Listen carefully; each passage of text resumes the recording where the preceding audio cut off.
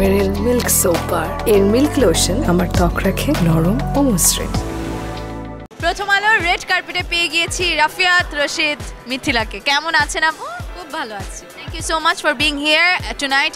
দেখতে ভীষণ সুন্দর লাগছে, তবে মেইন বিষয় যেটা নমিনেশন ওইটা আছে মিথিলার। এবার কেমন লাগছে নমিনেটেড হতে পারে?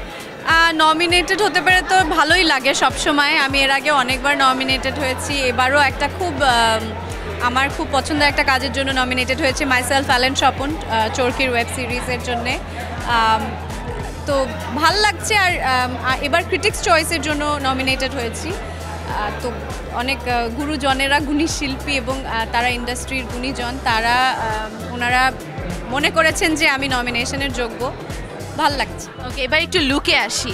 মিথিলাকে সবসময় আমরা খুব সুদিং সফট দেখি, আজকেও ব্যতিক্রম নয়। একটু ডার্ক কালার পরেছে, কিন্তু ওই সফটনেসটা আছে, মিষ্টিটা আছে। একটু পুরো লুকটা সম্পর্কে আমি তো চেষ্টা করি সবসময় দেশি যে কাপড় পরতে বা গয়না পরতে, তো আজকেও সেটার ব্যতিক্রম না। আজকেও আর আমি Jamdani, I am a big promoter of Jamdani. তো আজকেও জামদানি পরেছি। সবসময় আমি হালকা রং পরি, আজকে চেষ্টা করেছি একটু অন্যরকম, একটু গাঢ় পরতে চেষ্টা করেছি।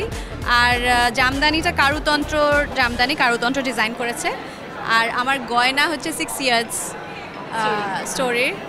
তো এই তো আমার ওদের খুব ভালো লাগে ওদের কাজ। আর আমার জন্য, আমি যেহেতু প্রচুর ট্রাভেল করি, আমার অত সময় থাকে না আসলে আমার লুক নিয়ে অত ভাবার। বাট প্রথম আলোতে ইউজুয়ালি প্রথম আলো অ্যাওয়ার্ডে সবাই একটু লুক নিয়ে ভাবে, তো এবার আমি ভাবলাম যে ঠিক আছে, না আমিও একটু ভাবি। হ্যাঁ, thank you so much Mithila আপু, best of luck, we will cheer for you definitely. Thank you so much.